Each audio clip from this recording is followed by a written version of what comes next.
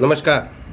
नमस्कार मित्रों, मैं doctor Rajkumar Soni health by acupressure channel में आपका हार्दिक स्वागत करता हूं। आज का विषय है थायराइड ग्रंथि और उससे संबंधित समस्याएं और क्या उपचार हमारे इस विधि में किया जा सकता है प्राकृतिक विधियों से, तो वो इसमें वीडियो में बताने वाला हूं।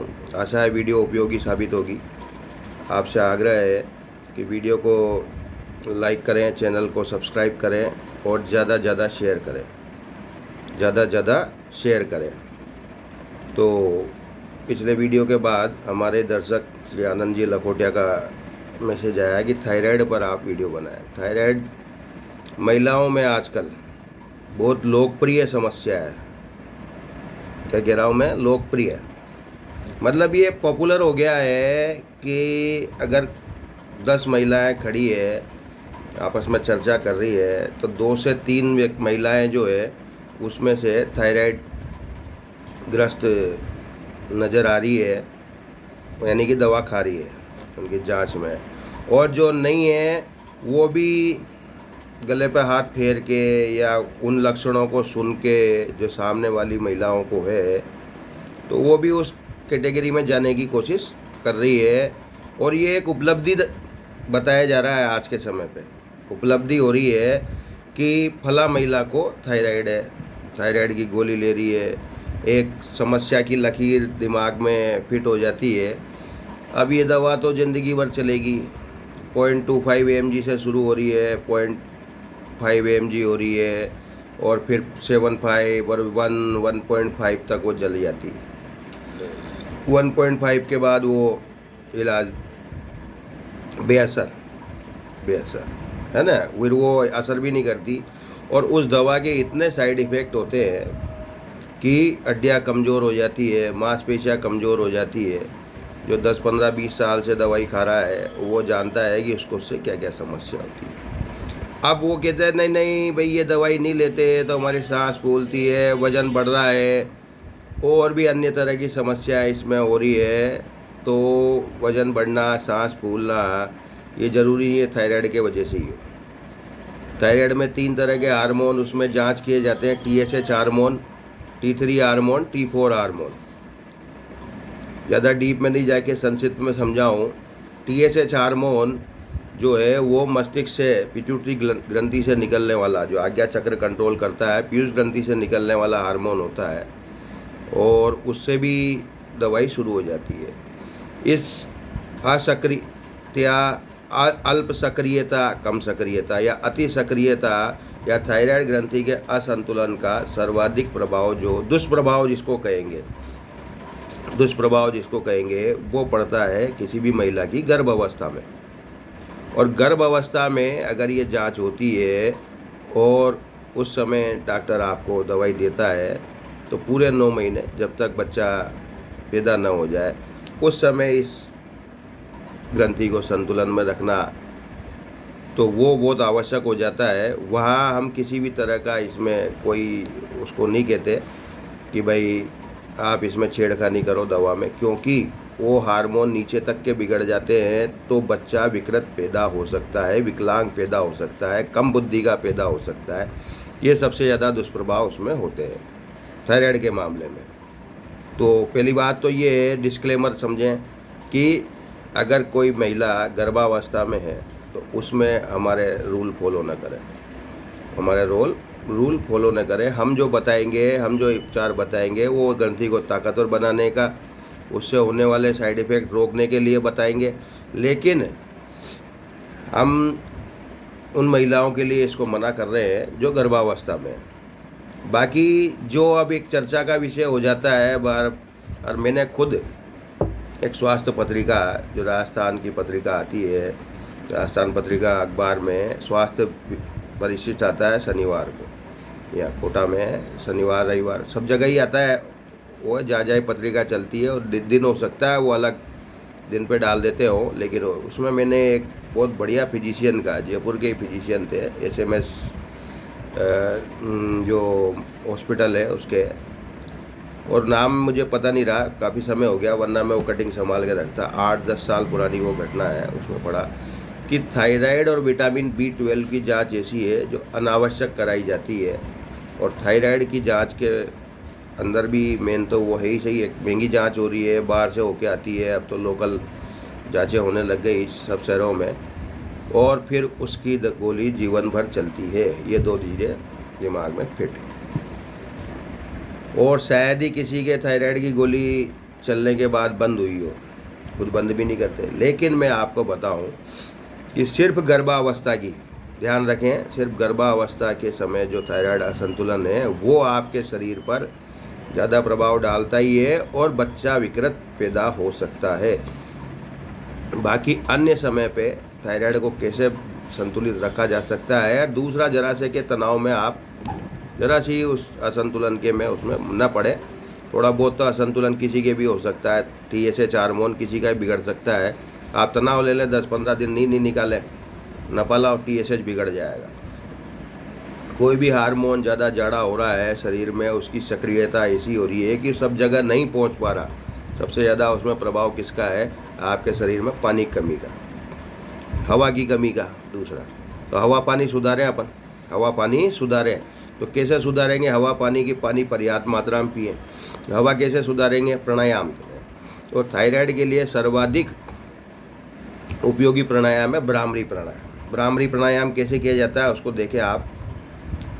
सांस भर लें और इन आँखों को 4 उंगलियों से बंद करें, ये दोनों अंगूठों से कान बंद करें, और जिस तरह से भौंरा गुंजन करता है उस तरह से करते हुए ऐसे सांस छोड़ें कि गले में कंपन हो, उस वायु का गले में कंपन हो। देखिए,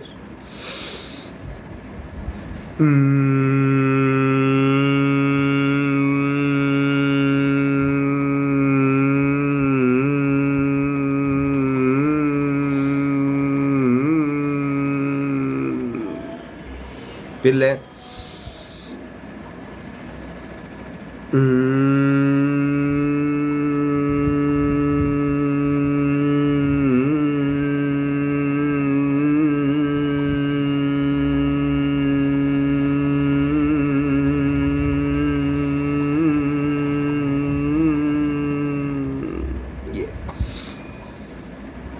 ये वाला प्राणायाम कम से कम 3 से 4 मिनट पीना है।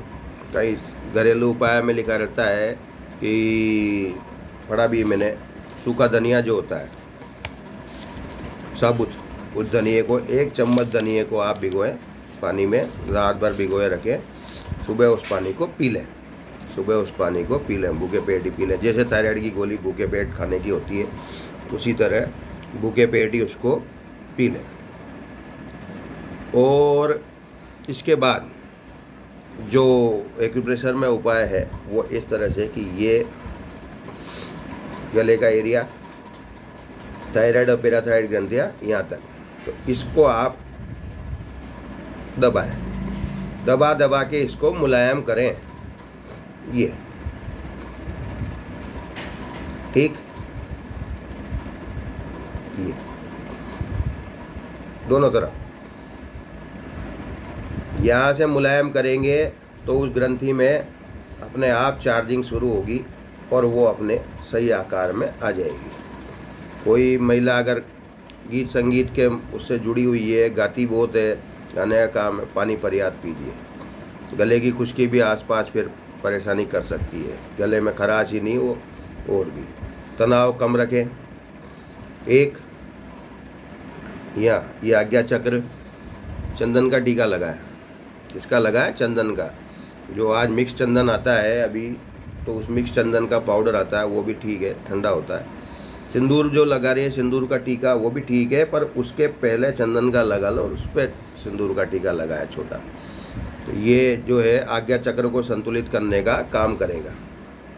अब आज्ञा चक्र को संतुलित यहाँ से भी किया जा सकता है। अगर BP नॉर्मल है तो आज्ञा चक्र को आपके उल्टे हाथ में जो है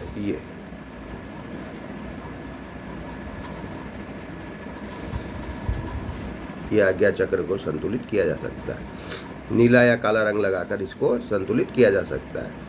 ये नीला रंगी मूल होता है उसका, नीला रंगी मूल होता है और नीला रंग से ही उसका संबंध है आज्ञा चक्र का। तो आप नीला लगाएं नीला सूट नहीं कर रहा हो, मान लो कमजोरी चक्कर लगती हो तो काला लगा सकते।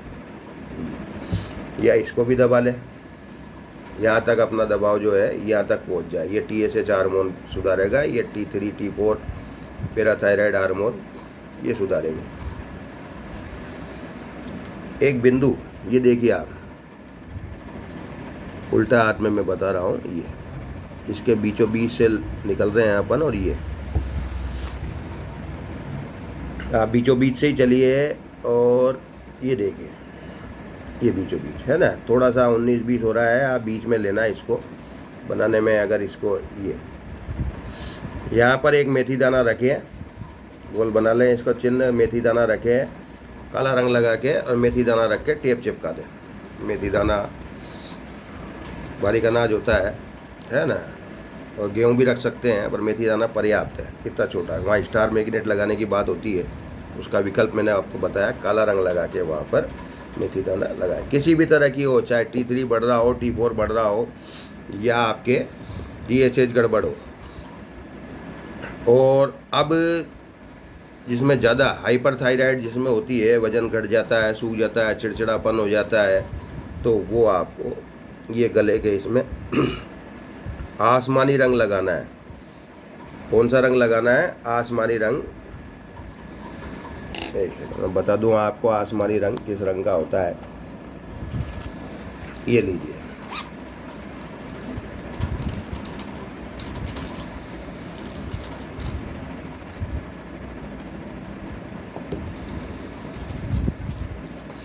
ये जिस रंग का ये पेन है उसी रंग का इसका ढक्कन है, उसी रंग की इसमें रिफिल है। ये आसमानी रंग, थोड़ा सा ये हल्का चल रहा है, बाकी ये इस तरह का चलेगा भी इसी रंग का। और अगर हाइपोथायराइड है जिसमें वज़न बढ़ता है, सुस्ती बढ़ती है, तो वो उसमें ये। अब ये कौन सा है? ये भी आपको आसमानी नज़र आ रहा होगा ना, आसमानी नहीं है, ये रंग है आपके ऑरेंज कलर। ये तो दिखाई दे जाएगा, ये देखिए ये ऑरेंज कलर लगा है ये।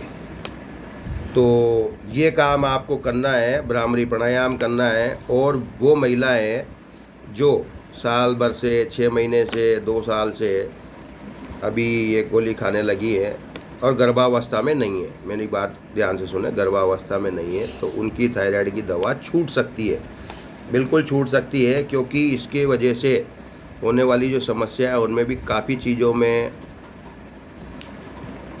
कोई राहत नहीं मिलती है। इस दवा के लिए कम से कम मैं कह रहा हूँ, थायराइड के लिए, कि उससे कोई राहत नहीं मिलती है। वजन उनका बढ़ता ही रहता है, सुस्ती उनकी बढ़ती रहती है, थोड़ा बहुत उनको हाँ दिमाग में प्रेशर रहता है। और थायराइड की दवा ऐसी नहीं है, स्वभाव वाली बात है कि तनाव आ रहा है, कर रहा है, वो उसका हम अलग वीडियो बना देंगे तनाव को ठीक करने का। बाकी लंबे समय में ये जीवन रक्षक दवा न होकर ये फिर नुकसान करती है और हड्डियों को और इनको कमज़ोर करती है।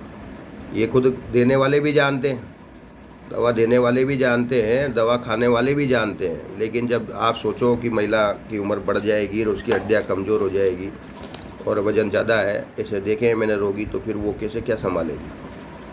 तो आशा है ये वीडियो उपयोगी साबित होगा। और जिनको इस दवा को, कम से कम मैंने BP शुगर की दवा कभी छोड़ने की बात नहीं कही, और कभी और दवाओं के लिए भी मैंने हमेशा कहा है कि दवा नहीं छोड़ना चाहिए, लेकिन थायराइड की दवा छोड़ी जा सकती है। इसके लिए पहले उसको अल्टरनेट करें, इसके लिए उसको पहले अल्टरनेट करें, एक दिन छोड़ के एक दिन, हफ्ते में 2 दिन, फिर हफ्ते में 1 दिन, और फिर 15 दिन में 1 दिन, और फिर महीने में 1 दिन करके उसको छोड़ा जा सकता है। क्योंकि एकदम छोड़ने से वो थायराइड, वो कोई भी चीज़ खून में मिली हुई है तो दवा उसको एक्स्ट्रा में हो रही है तो फिर वो नुकसान करेगी, उसकी एडिक्शन हो जाता है। कोई भी दवा है ना, वो सोल्ट कम पड़ती रिएक्शन देता है। बाकी अब उसमें क्या होगा कि किसी ने छोड़ी मेरी सलाह से इस वाली दवा को, और किसी ने, और ये प्रयास किए जो मैंने साथ में बताए हैं, यहाँ पर निशान लगाना ये, और 6 महीने में वो दवा कंप्लीट छूट गई और उसने हार्मोन जचा है, तो उसमें ठीक आ रहा है जाँच है, या 19-20 आ रही है, तो इतने फिक्र में न पड़े, इतनी फिक्र में न पड़े। ये समस्या जानलेवा नहीं है, समस्या जानलेवा नहीं है। ज़्यादा से ज़्यादा ये होगा कि 6 महीने 12 महीने बाद कि दवाई शुरू कर दी, तो दवाई शुरू कर दी, वो वापस दवा शुरू कर दी, वो उससे भी कुछ नहीं रहा था। हर साल वर्ल्ड थायराइड डे पे सेमिनार होते हैं, कोटा में भी सेमिनार की जो IMX सेमिनार कराती है उसकी रिपोर्ट अगले दिन अखबारों में आती है। तो वो ये आती है कि वजन जो बढ़ रहा है, इसमें सुस्ती, ये सब योगा प्राणायाम जीवन शैली से होने वाले रोग हैं और इनको उस ढंग से नियंत्रित किया जाना चाहिए। तो असली समस्या जो उसके आधार पर बताई जा रही है उसका तो योगा प्राणायाम और वॉकिंग वगैरह से करना चाहिए, आहार पर नियंत्रण करना चाहिए, ये उसमें फीडबैक होते हैं, वो उनके भाषणों के अंश होते हैं जो भी चिकित्सक वहाँ भाषण देते हैं। तो जब इससे करना है तो उससे करिए ना आप। और सभी वजन वाली महिलाओं को थायराइड नहीं होती। थायराइड की समस्या जो आधुनिक जीवन शैली का ही परिणाम है, और आधुनिक जीवन शैली में तनाव सर्वाधिक है। कंप्यूटर पे काम करना, लैपटॉप पे काम करना, मोबाइल में लगे रहना, ये सब तनाव के कारण है। आशा है वीडियो उपयोगी साबित होगी। और भी कोई सलाह लेनी हो तो आप फ़ोन कर सकते हैं 9928492069। धन्यवाद।